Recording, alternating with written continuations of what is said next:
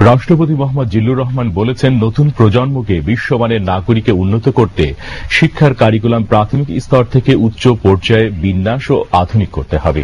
তিনি আজ বঙ্গবন্ধু আন্তর্জাতিক সম্মেলন কেন্দ্রে ড্যাফোডিল ইন্টারন্যাশনাল ইউনিভার্সিটির তৃতীয় সমাবর্তনে ভাষণে একথা বলেন।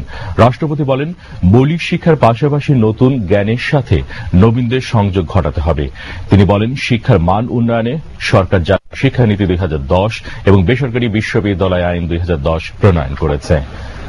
রাষ্ট্রপতি এ আইন ও নীতিমালা অনুসরণ করে শিক্ষাকে একবিংশ শতাব্দীর উপযোগী করার জন্য অবদান রাখতে সংশ্লিষ্ট সকলের প্রতি আহ্বান জানান।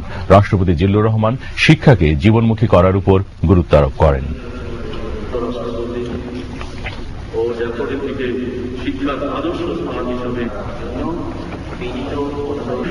আমি বিভিন্ন বিশ্ববিদ্যালয়ের সমাবর্তনে অংশগ্রহণ করে আহ্বান জানিয়েছি শিক্ষার মান ও পরিবেশকে সমুন্নত রাখতে।